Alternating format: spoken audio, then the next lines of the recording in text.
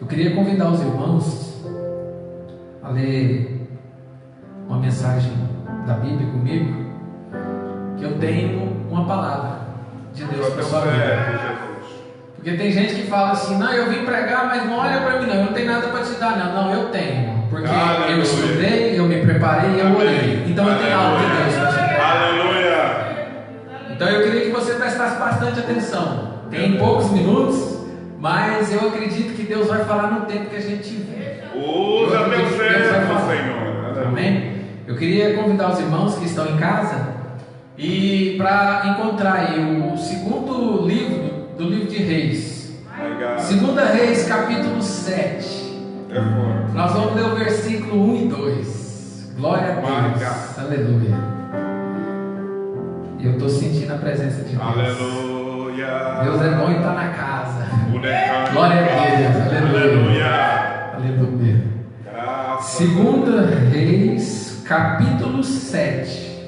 Nós vamos ler o versículo 1 e 2. É hoje, Jesus. É palavra profética, irmãos. Por isso eu estou te pedindo muito para você prestar atenção. Por quê? Porque eu sei quando eu estou pregando, eu sei quando eu estou ensinando, mas eu sei quando eu estou profetizando. E essa palavra é uma palavra profética para a minha vida e para a sua vida, que diz o seguinte: 2 Reis capítulo 7, versículo 1 e 2. Então disse Eliseu: ouvi a palavra do Senhor.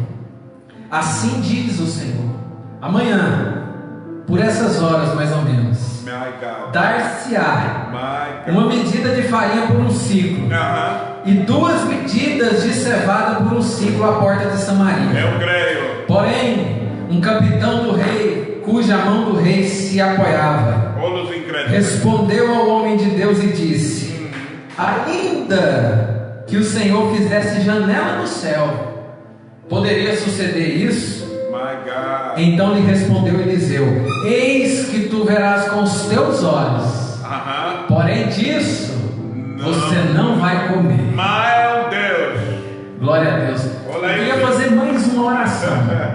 Mais uma oração para complementar a oração do pastor e do pastor, antes da gente começar a entrar na palavra. Eu queria orar mais uma vez. Fecha seus olhos, vamos orar. Bendito Deus e eterno Pai. Meu Deus, nós nos colocamos diante da Tua presença agora, meu Pai. Meu Deus, fala, Senhor, não aquilo que a gente quer ouvir, mas fala, Senhor, aquilo que a gente precisa ouvir da parte do Senhor. Aleluia. Meu Deus, que todas as pessoas que estão ouvindo essa mensagem, meu Deus, que eles, ao terminar essa mensagem, eles não vão estar do mesmo jeito. Eu tenho certeza que o coração deles vão encher com a Tua graça, com a Tua glória, com a Tua presença. Meu Deus, fala conosco nesses momentos que a gente tem. Meu Deus, para honrar e louvar o Teu nome, eu te peço a Tua bênção, a Tua proteção sobre as nossas vidas. Que o Senhor abençoe, meu Pai, a exposição dessa palavra dos Teus filhos. Que o nome do Senhor seja glorificado, em nome de Jesus. Amém. Amém, Jesus. Amém, Deus.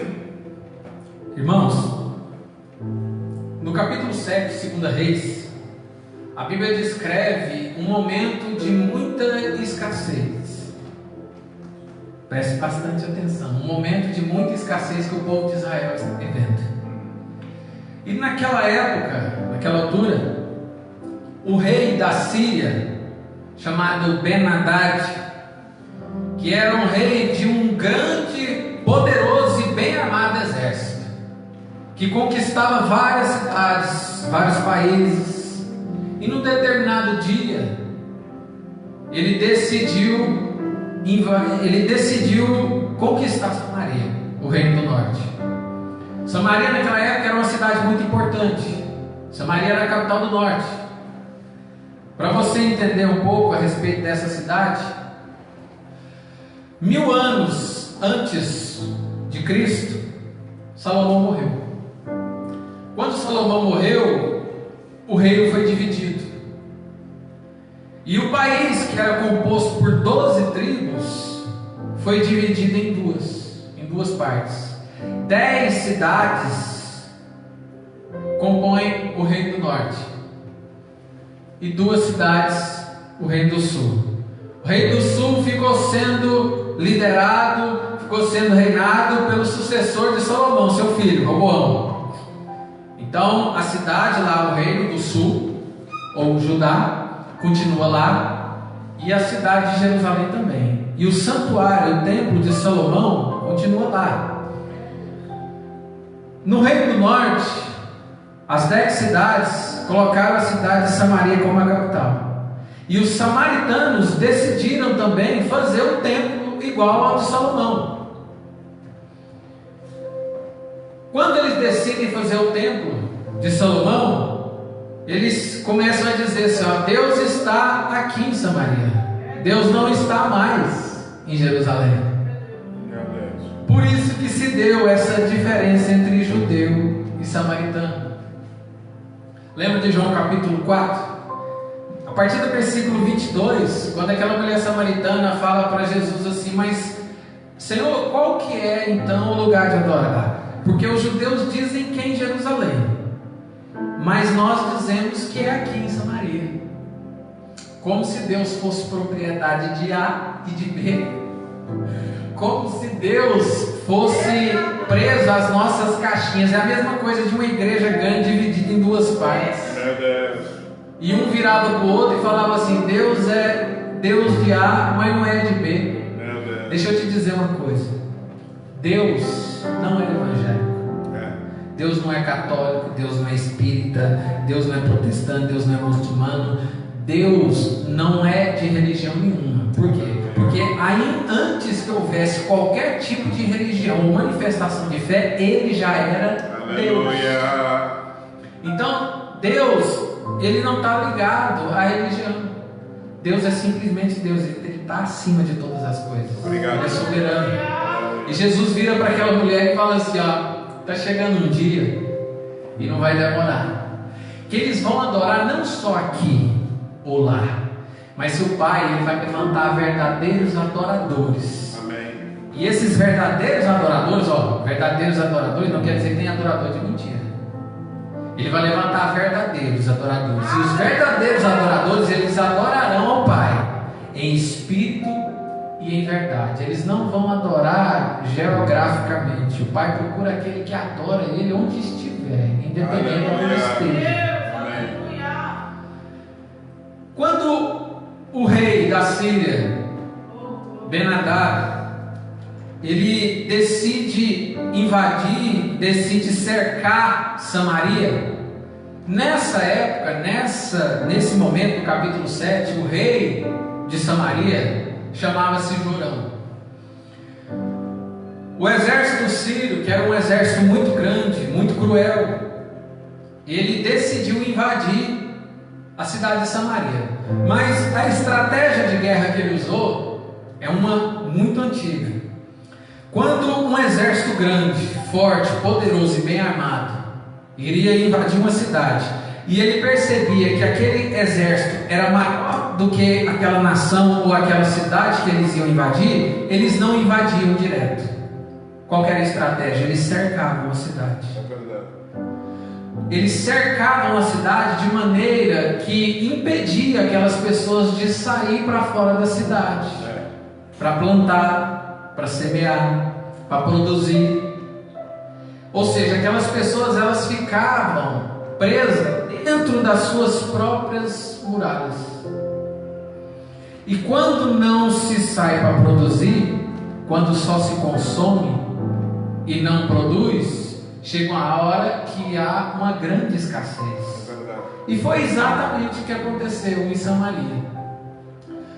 Quando o rei da Síria decidiu cercar Samaria, ele ficou ali por muitos e muitos dias. Muitos e muitos dias. De forma que a comida e a bebida foi se acabando. Porque o povo não poderia sair. Porque se saísse, morria. Quando eles subiam na muralha e viam aquele grande e poderoso exército, todo mundo descia correndo de medo. Ninguém saía da cidade. Então as pessoas começaram a ver, na cidade começou a haver uma grande escassez. Uma grande escassez. Essa é uma estratégia do inimigo, que não mudou até hoje. Porque quando o exército inimigo da Síria cercou Samaria, começou a faltar comida, começou a faltar bebida, e as pessoas começaram a um roubar o outro, a um comer a comida do outro, a um beber a água do outro, a um matar o outro. Como eu disse, essa estratégia é uma estratégia do inimigo que não mudou até hoje. Satanás, quando ele quer nos destruir, quando ele quer vencer as batalhas conosco, ele simplesmente nos cerca para ver se a gente come o pão do outro e bebe a água do outro, para ver se a gente mata o outro, para ver se a gente fala mal do outro. Satanás, ele faz isso conosco. O que ele fez? Ele cercando a cidade, o exército inimigo ia usar as próprias necessidades daquele povo para matar eles. O diabo, ele conhece você, ele me conhece, então ele sabe das suas fragilidades, ele sabe da sua fraqueza. E não adianta você falar que não tem fraqueza, porque não tem Mulher Maravilha nem Super-Homem. É verdade. O diabo conhece as suas fraquezas, então ele começa a vencer usando a fraqueza do povo. E essa guerra, que é uma guerra virtual, é uma guerra psicológica, porque as pessoas não poderiam sair, eles ficavam dentro de casa, ficavam dormindo na rua, começavam a fazer necessidade na rua. Havia um descontrole muito grande dentro da cidade, a ponto de um dia o rei Jorão estava andando em cima das muralhas. A Bíblia diz que ele estava andando em cima das muralhas para poder observar a cidade, para poder saber o que ele poderia fazer, qual que era a estratégia que ele poderia tirar. E de repente, em um determinado momento, ele encontra duas mulheres que estavam brigando ferozmente. E o rei olha aquilo e ele vê aquelas mulheres brigando daquele jeito, e ele olha da muralha e fala assim: o que está acontecendo? E uma das mulheres olha assim: rei, julgue a minha causa. E a Bíblia diz que o rei até falou assim: nem o seu Deus pode te ajudar, quanto mais eu. Nem eu tenho para te ajudar. Mas ele falou: fala o que é. E a mulher disse assim: ontem eu e essa mulher fizemos um trato. O trato que nós fizemos ontem é que eu ia matar o meu filho, para a carne dele sustentar todos os outros nossos filhos. E hoje, é a vez dela fazer, e ela está se recusando a fazer, ela não quer fazer. A Bíblia diz que quando o rei ouviu isso daquelas mulheres, ele rasgou a sua veste, sinal de humilhação. A Bíblia diz que ele estava usando pano de saco por baixo. Quando ele rasga aquela roupa, em sinal de humilhação, porque ele ficou indignado de ver o tamanho da escassez. A que ponto chegou a escassez? A Bíblia diz que 1 quilo, tamanho da escassez, a Bíblia diz que 1 quilo de fezes de pombo era vendido por 1 quilo de prata. A Bíblia também diz que uma cabeça de jumento dilacerada, jumento é animal imundo, que não pode se comer a carne, quanto mais a sua cabeça. Mas a Bíblia é enfática em dizer, a Bíblia diz que uma cabeça de jumento dilacerada era vendida por 5 quilos de prata. Tamanha era a escassez dentro de Samaria, depois de muitos dias, muitos meses, cercada pelo exército da Síria. Quando o rei ouviu aquele depoimento daquela mulher, ele ficou revoltado e rasgou as suas vestes. Ele rasgou as suas vestes em sinal de indignação, porque ele viu aquela situação que estava acontecendo. Ele olhou para fora da cidade, para cima das muralhas, e ele viu um grande e poderoso exército. E ele ficava sem saber o que fazer, porque as pessoas que chegavam e olhavam e viam aquele grande exército, saía correndo e voltava. É assim que o diabo faz. O diabo sempre quis vencer as batalhas no grito. Satanás, ele sempre quis vencer as guerras na pressão psicológica. O apóstolo Pedro, na primeira carta de Pedro, no capítulo 5, verso 8, ele diz que o nosso inimigo, ele ruge como um leão. Por quê? Porque se você for olhar para ele não é leão, ele é um cachorrinho vira-lata. Mas se você parar para ouvir, o rugido dele parece um rugido de leão. Mas ele não é leão. Leão só tem um, é Jesus de Nazaré, é o leão da tribo de Judá. Ele sim é leão. Amém.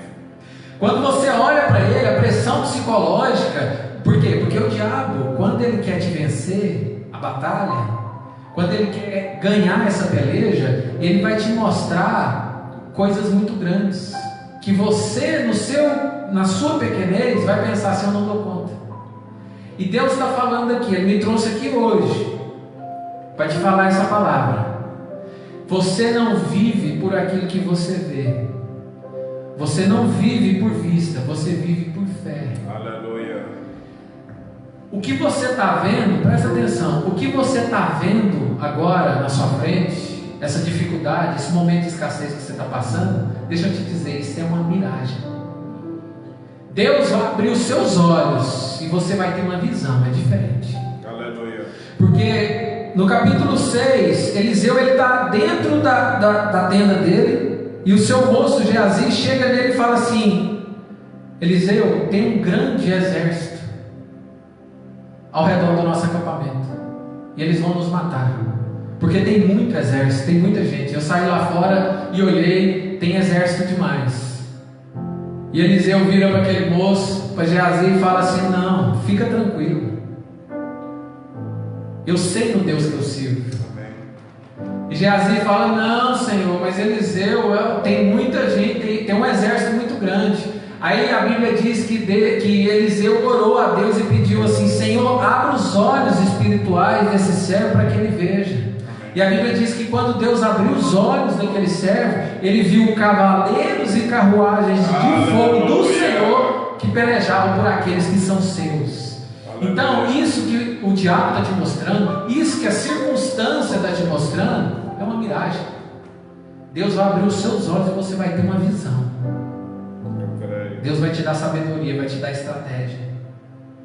Quando o rei Jorão olha para aquela situação e vê que não tem saída, que ele não sabe mais o que fazer, e ele já rasgou até as suas vestes, ele pega e vê aquela mulher falando aquilo, ele pega e fala assim: eu já sei qual é o problema disso tudo, eu sei por que isso está acontecendo. Isso está acontecendo por causa de Eliseu, filho de Safate, de Abel-Meolá. É por causa dele que está acontecendo, é por causa do Deus dele, porque é sempre assim. Meu Deus. O ser humano, ele nunca gosta de assumir responsabilidade, é difícil demais. É verdade. É difícil demais a gente reconhecer os nossos erros, mas é uma nobreza muito grande alguém quando é capaz de reconhecer o seu erro, de confessar e de deixar e não fazer mais.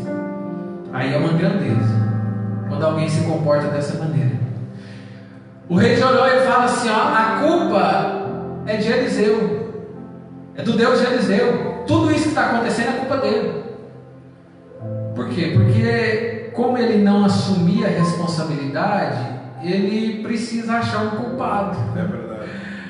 Quando a gente não tem a capacidade, a hombridade, a humildade de assumir que estamos errados, porque a culpa não era de ninguém, era do próprio Jorão, era do próprio rei Jorão, que deixou o exército cercar, que ele não teve a atitude de se levantar, de combater, e deixou toda aquela situação chegar àquele ponto. E ele não quis assumir o próprio erro. Então, quando ele não assume o próprio erro, ele procura culpa em alguém. E recebe essa palavra: todo homem de Deus, toda mulher de Deus, incomoda as pessoas ao seu redor. Meu Deus. Quando o rei Jorão fala isso, ele diz assim: o culpado é Eliseu, é o Deus de Eliseu. Por quê? Porque no capítulo 3, quando o pai de Jorão morre, o rei Acabe, quando o rei Acabe morre, os moabitas querem conquistar Israel. E a Bíblia diz que Josafá, que o rei Jorão e o rei de Edom se uniram para poder não deixar os moabitas conquistar Israel. E quando esses três reis se reúnem, Jonatas vira assim e diz para eles assim: será que não tem ninguém, nenhum profeta da parte de Deus, um homem de Deus que possa nos aconselhar nos dá algum conselho que a gente pode fazer? Porque nós estamos sem água, sem bebida, e a gente vai morrer se continuar assim. A Bíblia diz que quando esses 3 reis chegaram na frente de Eliseu, Eliseu virou para aquele homem, para Jorão, e falou assim: ó, por que vocês vieram ter comigo? O senhor não é rei, senhor Jorão? Por que o senhor não vai consultar os profetas do seu pai e da sua mãe? O pai de Jorão foi Acabe. Acabe se casou com Jezabel. Foi Jezabel que trouxe do povo de Sidom um deus chamado Baal, que foi repreendido pelo profeta Elias, de quem foi a pessoa que se escondeu na caverna. O Espírito de Deus veio até ele e falou assim: não fica aí não, sai para fora, porque você ainda precisa ungir o seu sucessor. Quem era o sucessor de Elias? Eliseu. Quando aqueles reis chegam em Eliseu, Eliseu fala assim: ó, por que vocês não vão pedir ajuda para o Deus do seu pai e da sua mãe, Jorão? Ele estava querendo dizer o seguinte: o Deus do seu pai e da sua mãe, que Acabe e Jezabel implantaram aquele sistema dentro de Samaria, dizendo que Deus estava fazendo coisa que não fazia, falando coisa que não falava e desonrando o nome do Senhor. Ele vira para ele e fala assim: não, vai pedir eles, vai pedir ajuda para eles. Mas ele diz o seguinte, por respeito à presença de Jonatas. Jonatas era um rei temente a Deus. Eu estou todinho arrepiado aqui, estou sentindo a presença de Deus. Jonatas era um homem honrado, era um rei respeitado, era um rei temente a Deus, era um rei equilibrado, era um rei que servia ao Senhor.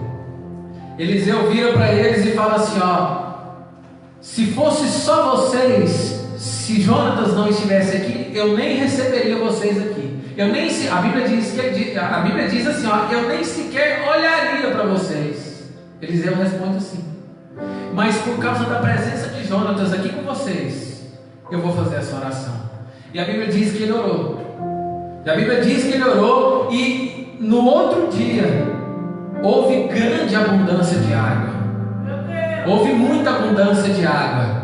E Deus cumpriu a palavra do profeta. E agora, em cima das muralhas, depois de tudo que Jorão viu da parte de Deus, sendo usado pelo profeta Elias, sendo usado pelo profeta Eliseu, agora ele, não tendo a humildade de reconhecer que ele estava errado, ele decide jogar a culpa no profeta, um homem de Deus. É verdade. Ele diz: a culpa é de Eliseu.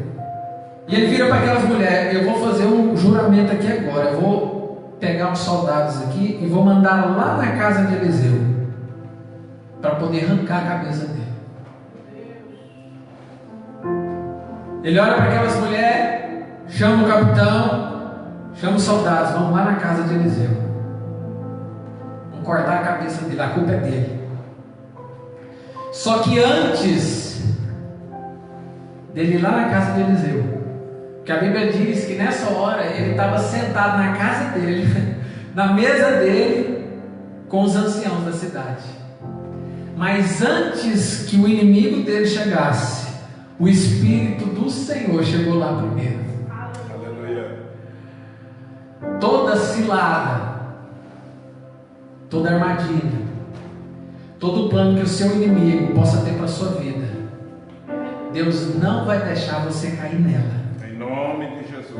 Amós 3,7, o Senhor diz assim: eu, o Senhor, não farei coisa alguma, sem antes revelar aos meus servos, os profetas. Quando aquele homem, o inimigo vai até a casa de Eliseu, antes dele chegar na casa de Eliseu, ele estava conversando com os anciãos da cidade, e o Espírito do Senhor já tinha colocado uma palavra profética no coração dele. Ele vira para as pessoas e diz: você já está sabendo que o filho do homicida vai vir cortar minha cabeça. E eu imagino que alguém deve ter falado assim: então vamos sair daqui. Eliseu falou assim: eu não vou. Eu sei o Deus que eu sirvo. Eu sei quem eu sirvo. Amém. Porque Eliseu era um homem de caráter. Eliseu é um homem de caráter. No capítulo 4, quando aquela mulher vira para o marido e fala assim: ah, esse homem que passa aqui, ó, é um santo homem de Deus. Homem de Deus é uma coisa, mas um santo homem de Deus é outra coisa. Homem de Deus eu sou para as pessoas lá fora. Santo homem de Deus eu sou dentro de casa. Quando a minha mulher olha e fala assim: ó, eu tenho orgulho do meu marido. Ele é um homem de Deus. É um homem que me respeita, é um homem que tem paciência comigo, é um homem que me protege. Eu fico até constrangida de falar do meu marido, mas ele é um grande homem de Deus. É um santo homem de Deus. É uma pessoa que tem caráter. Aleluia. Quando Eliseu diz para Elias: eu quero a porção dobrada do seu Espírito, tem muitas pessoas que pensam: ah, é a porção dobrada do Espírito Santo. Ah, é a porção dobrada do Espírito de Eliseu. Não, nada disso. Porque o Espírito Santo não é Deus. Então como que a gente vai receber porção dobrada de Deus? Não tem como. Porque quando a gente recebe a presença do Espírito Santo, 1% a gente já cai no chão. Imagina se a gente receber a porção dobrada. Deus ele não se multiplica, porque Ele é tudo. Então, a porção dobrada não é do Espírito Santo. E a porção não é do espírito de Elias. Ah, então a porção é da unção de Elias. Não, não é da unção, porque a unção não é dele. A gente só pode dar aquilo que a gente tem. A unção de Elias é de Deus. Agora eu creio que quando Deus te chama, Ele te unge e te usa, porque Ele usa quem Ele quer, da maneira que Ele quer, da forma que Ele quer, para abençoar quem Ele quer. Então quando Eliseu diz para Elias que ele quer a porção dobrada, ele está falando o seguinte: eu quero a porção dobrada do seu caráter. Porque eu vi quando você curou o povo e você não chamou essa glória para você. Eu vi que você tinha oportunidade de ganhar dinheiro do povo através da fé dele, mas você não fez isso. É verdade. Você continuou honrando o Senhor. Eu via que você poderia se vangloriar de muitas coisas, Elias, mas o Senhor não se vangloriou. Glória a Deus. Então, se eu quero dar continuidade no seu ministério, eu quero ter esse caráter. Eu quero ter o caráter de Cristo. Amém. Eu quero ter esse caráter. Então, Eliseu, ele é um homem de caráter. Então, quando as pessoas pensam que o capitão foi lá para cortar a cabeça de Eliseu, você acha que ele foi para debaixo da cama? Você acha que ele correu? Não. Ele falou para os homens assim: ó, ninguém vai sair daqui. Nós vamos ficar aqui. Ninguém vai pôr a mão em nós. Isso é garantia de Deus. Ninguém vai pôr a mão em nós. Eu creio assim, Jesus. Quando aquele capitão chega com o rei Jorão, os soldados, a história diz que quando eles chegam, antes deles chegar, Eliseu se levanta no canto da mesa e fala assim: ó, assim diz o Senhor, amanhã, por essas horas mais ou menos, eu vou traduzir para você, vai ter 5 quilos de farinha por uma moeda de prata. Vou repetir de novo, mas não é para você dar glória a Deus, é para você entender a mensagem. Quando ele está dizendo isso aqui, ele está dizendo o seguinte: que amanhã, a essas horas mais ou menos, não vai haver só grande abundância. Ele está dizendo o seguinte: que amanhã, a essas horas, vai haver grande abundância. Vai acabar a escassez e vai haver grande abundância. Então não é só acabar a escassez, vai ter muita abundância. Aleluia. Deus, Ele pode mudar a situação em fração de segundo. Você pode receber uma ligação, você pode receber uma visita na sua casa. Deus, Ele tem essa capacidade, porque Deus, Ele é soberano. Eliseu se levanta e fala assim: assim diz o Senhor, amanhã por essas horas dar-se-á 5 quilos de farinha. Você lembra no início, quando eu falei?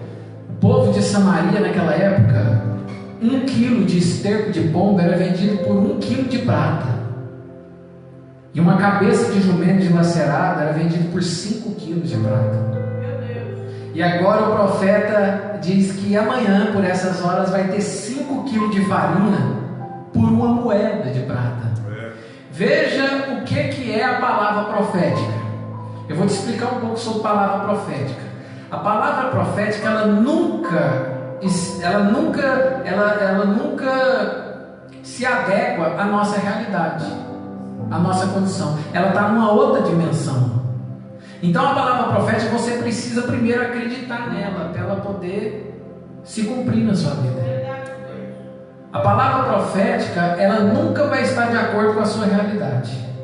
Quando você realmente recebeu uma palavra profética de alguém, que você conhece a vida com Deus, que você conhece o procedimento dele com Deus, e você recebeu uma palavra profética, essa palavra ela nunca se encaixa com a nossa realidade. É verdade.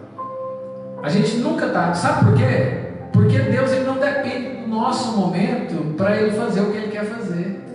E a palavra profética é justamente para que a gente possa entender isso, de que Deus não depende da nossa condição, da nossa inteligência, do nosso braço, da nossa força, para Ele poder fazer o que Ele quiser. A palavra profética, ela não tem prazo de validade. A palavra profética, ela pode se cumprir na sua vida agora, você me ouvindo aqui, ela se cumprindo, ou ela pode se cumprir daqui a 10, 15 anos. É verdade. Mas o importante é que ela vai se cumprir. Eu creio. Aleluia. Ela vai se cumprir. Aleluia.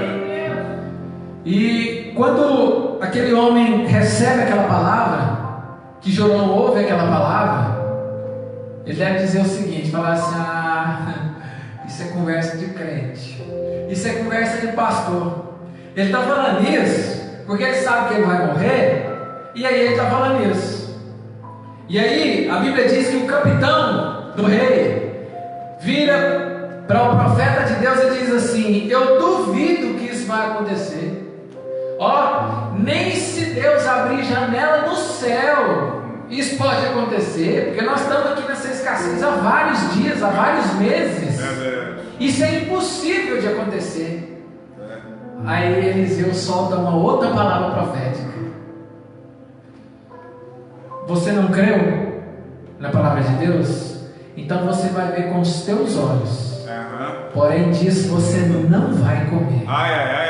Você escolhe hoje em que palavra você quer acreditar.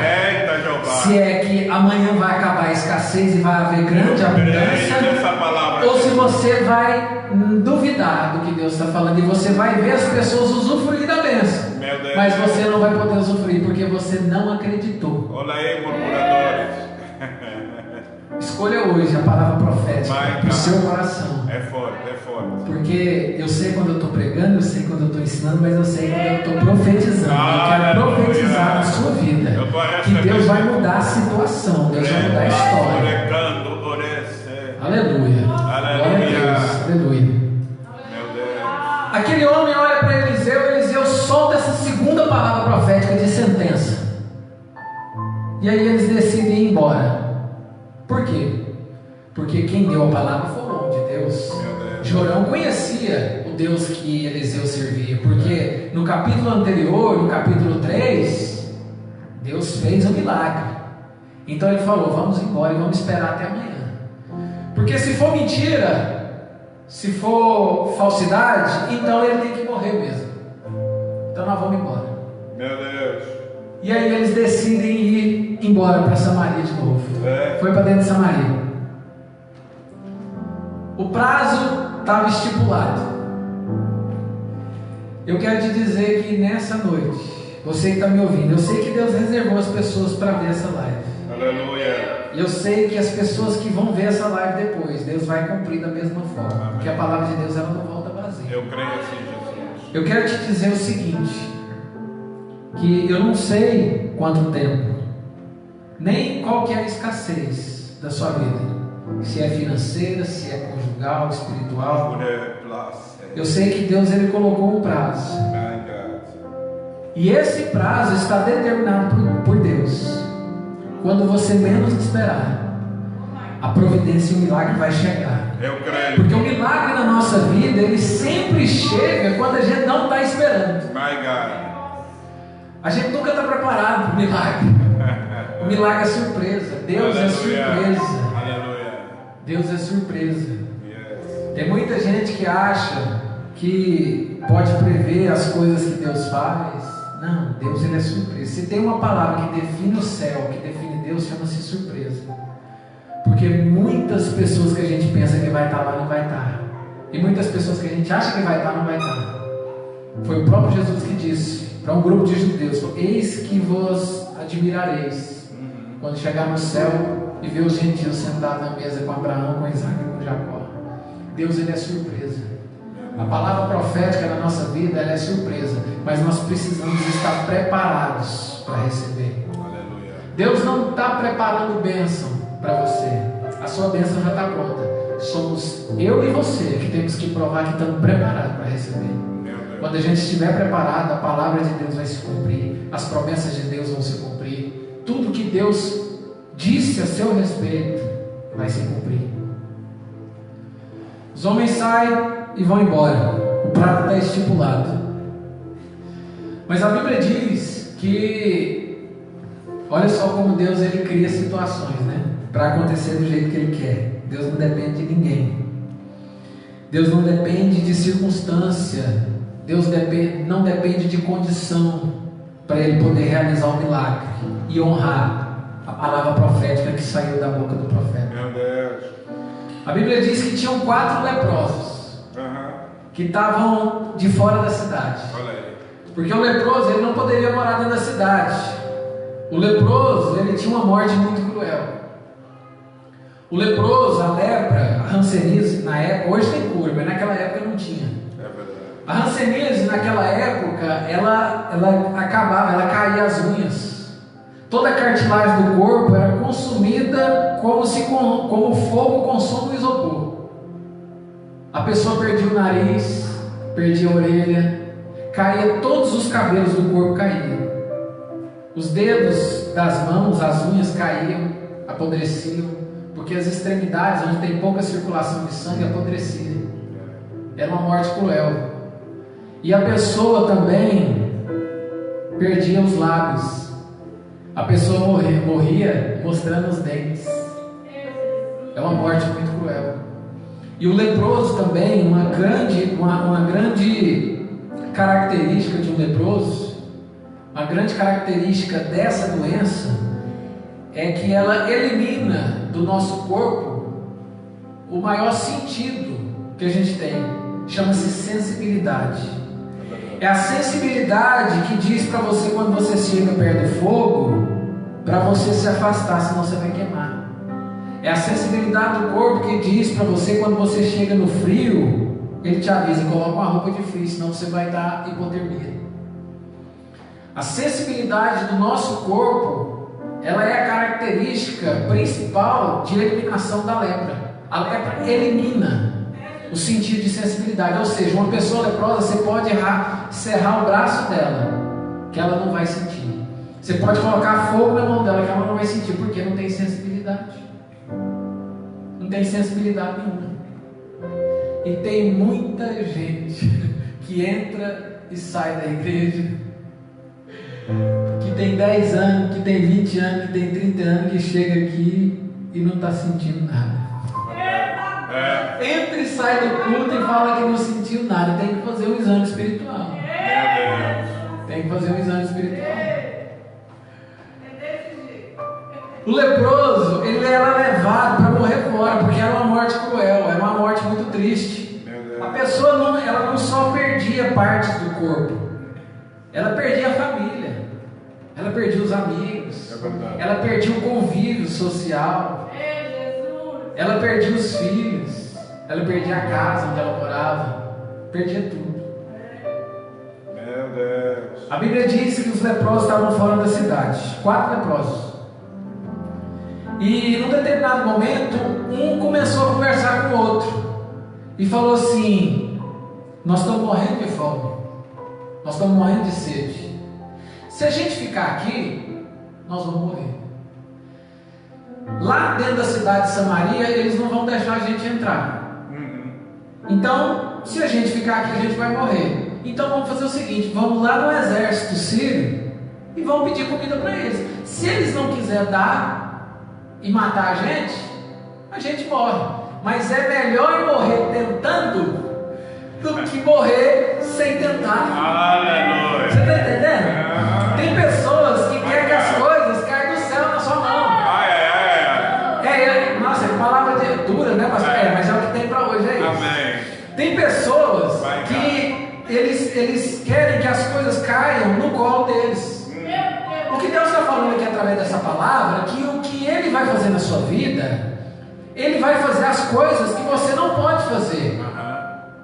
Se você quer algo de Deus, tenha a atitude de dar o primeiro passo. O que Deus está falando que Ele vai fazer, você não consegue com as suas próprias forças. Mas Ele está querendo que você tome uma atitude, porque o natural você faz, mas o sobrenatural é Ele que vai fazer. Aleluia. Então Deus está falando, toma uma atitude para poder mudar essa situação. Amém. Você já viu as pessoas que não fazem nada e ficam quietas, esperando as coisas caírem no colo? Toma atitude, se posiciona diante de Deus, seja qual for a situação. Não fique com medo do seu adversário. Porque se você ficar com medo do seu adversário, ele vai avançar. Por que eu estou dizendo isso? A Bíblia faz a gente entender que o deserto é o território do diabo, pastor. Sabe por quê? Porque os crentes não querem ir para lá. É verdade. Mas Jesus foi. É verdade. Jesus venceu o diabo na casa dele. Por quê? Porque quando você recua do seu terreno, da sua terra, o diabo vai avançar. Meu Deus. O que eu estou querendo dizer com isso? Que todas as áreas da sua vida que você diz que o diabo tomou, não, ele não tomou não, ele tomou porque você recuou. My God. Porque você deixou ele tomar. Olha aí, Jesus. Ah, mas eu não tenho paciência com a minha esposa, culpa sua. My God. Ah, minha esposa fala isso, fala aquilo, a culpa é sua. Meu Deus. A felicidade do seu casamento depende de você. Aleluia. Se você quer o seu casamento feliz, faça a sua esposa feliz. Ajuda ela, poupa ela. Eu falo, pastor, lá em casa que marido que não serve, não serve. Meu Deus. Lá em casa eu que lavo vasilha, eu que arrumo a casa. Enquanto nessa quarentena, o marido tem que ajudar a esposa. Aleluia. Foi. Tem que ajudar. Tem que ajudar. Quanto mais você poupar a sua esposa, mais feliz você vai ser. E mais tempo ela vai ter para você. A obrigação, a responsabilidade da mulher com os afazeres domésticos é dela. Mas também é a obrigação do marido ajudar quando ele não estiver fazendo nada. É verdade. Tem que ajudar. Não no sentido de cobrança, mas no sentido de felicidade. Falando, eu vou lavar, eu vou fazer para poupar as energias dela, para que ela tenha energia para me dar carinho, para ficar comigo, para ler a Bíblia junto comigo, para ficar junto comigo. Então isso é papel do homem. Isso é papel do homem. Ajudar a sua esposa. Se você quer um casamento feliz, faça a sua esposa feliz. Aleluia. Ajuda ela. Amém. Aqueles 4 leprosos começaram a andar em direção ao arraial dos inimigos. Quantas horas aí, pastor? Aqueles homens leprosos começaram a andar em direção ao exército inimigo.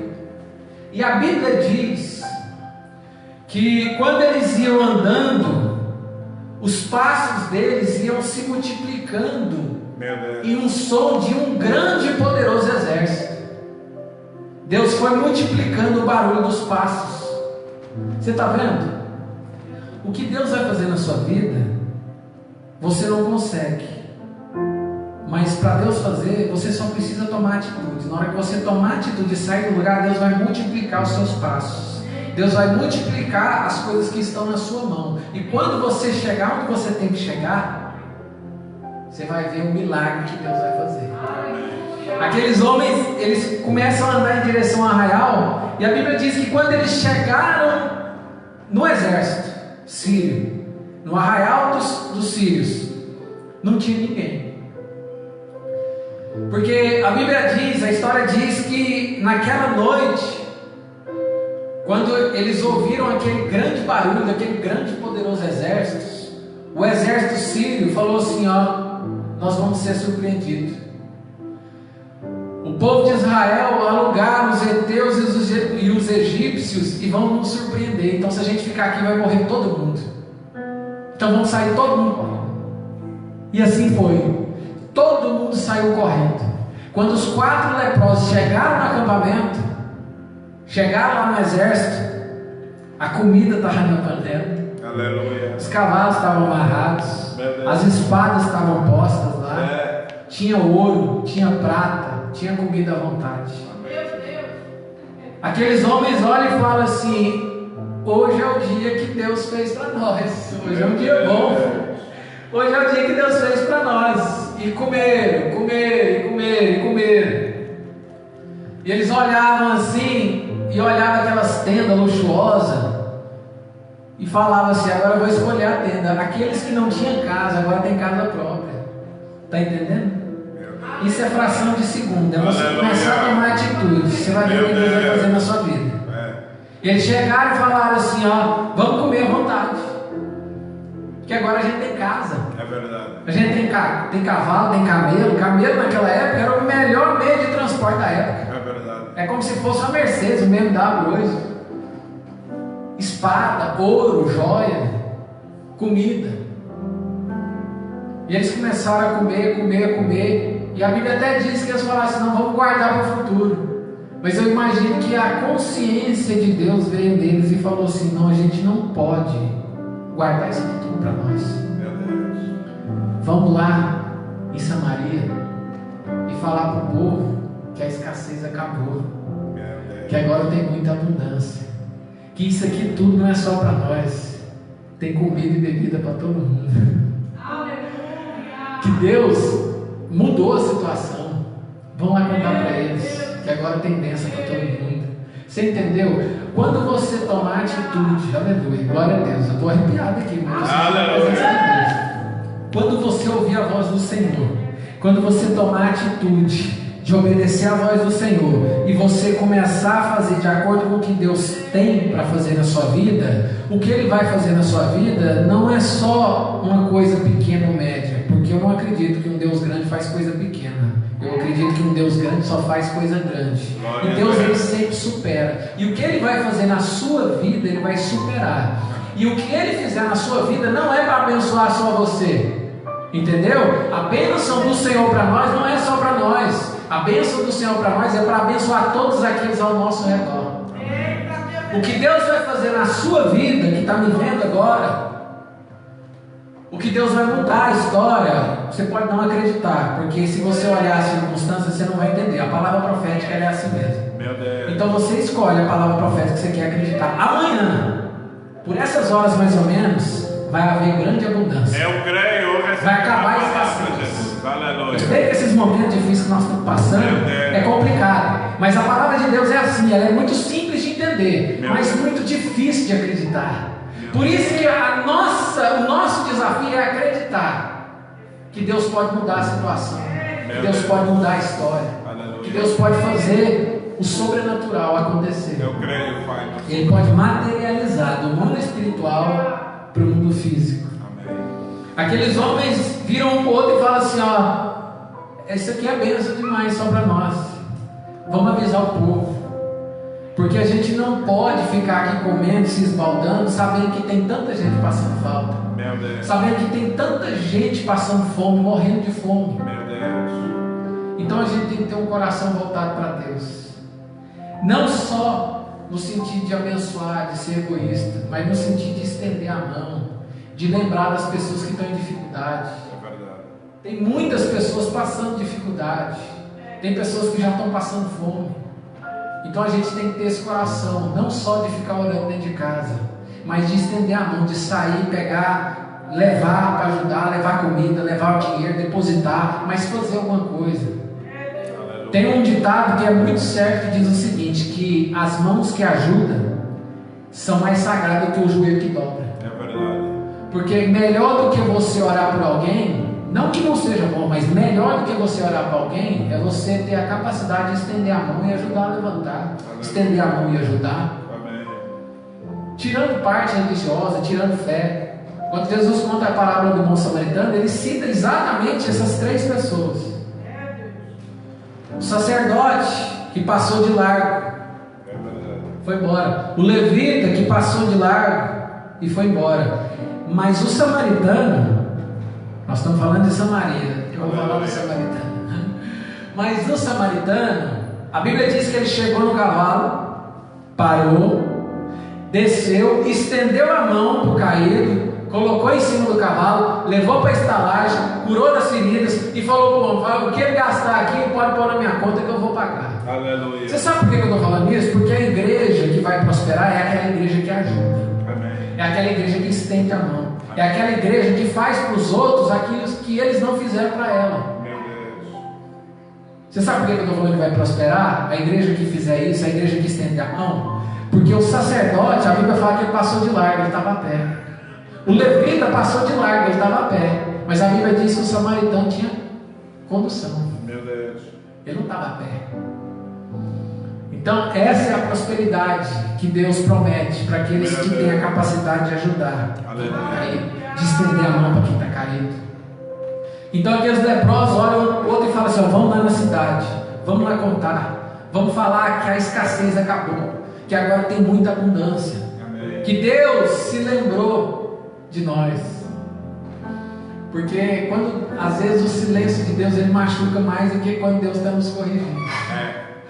E melhor do que Deus nos corrigir ou Deus ficar em silêncio é um dia a gente entender que Deus se lembra do povo dele, que na hora certa Deus mostra, Deus se revela, Deus promete, Deus cumpre. Eles vão até a cidade. Quando chega na cidade, eles batem na porta e falam para o rei. Fala assim: rei, nós viemos agora do exército sírio, não tem ninguém lá, tem muita abundância. A Bíblia diz que o rei até duvidou, falou assim: olha, isso aí é uma estratégia do exército sírio, para a gente sair de Samaria e ir lá para pegar a comida, e eles vinham entrar e tomar Samaria. Ele nem se lembrou da palavra do profeta, ele nem se lembrou, então ele duvidou. Ele falou assim: eu acho que isso não é verdade não. Aí ele pegou e chamou o capitão e falou assim: junta os soldados aqui, e vai lá para ver se é verdade isso aqui que ele está contando. E os soldados foram. Quando os soldados foram, a notícia na cidade já correu na cidade inteira. Todo mundo estava alvoroçado. Todo mundo ficou doido porque sabia que tinha comida. Quando aqueles homens voltam, eles devem voltar com os cavalos, com os camelos, tudo cheio de saco de farinha. E o rei deve ter virado para o capitão. Lembra do capitão? Que duvidou? Nem se Deus abrir janela no céu, vai acontecer uma coisa dessa. Ele duvidou. E eu imagino que o rei deve ter virado para ele e falado assim: capitão, você fica na porta aqui para você poder administrar as pessoas que vão sair e entrar, para não virar bagunça, para todo mundo ir lá, pegar comida e voltar. Mas a Bíblia diz que ele foi o primeiro a ser pisoteado e morto pela multidão que saiu correndo, todo mundo. Ele foi o primeiro. Então se cumpriu as duas palavras do profeta: vai acabar a escassez e vai haver grande abundância.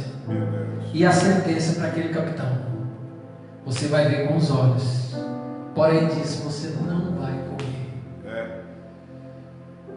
Eu quero te dizer uma coisa: eu não sei qual é o momento de escassez que você está passando, eu não sei qual é o momento de dificuldade que você está enfrentando, mas eu quero te dizer hoje, da parte de Deus, que Deus tem uma saída. Que Deus ele usa leproso, ele usa urubu, ele usa macumbeiro, ele usa quem ele quer para abençoar quem ele quer. Então não se admire se amanhã alguém bater na porta da sua casa e falar assim: eu não sei porquê, mas Deus colocou no meu coração para eu te ajudar, para eu te dar isso aqui, para eu te abençoar com isso aqui. Se não se admire se você receber uma ligação e falar assim: eu senti de Deus de fazer isso, eu senti de Deus de te dar isso, porque Deus ele faz, mas nós precisamos acreditar. Nós precisamos acreditar na palavra de Deus. Acreditar que Deus pode mudar a situação. Eu creio. Essa palavra profética, Deus mudou a situação em fração de um dia. Porque no amanhecer, aquele capitão que não acreditou foi morto. É verdade. Porque não acreditou. Então eu quero agora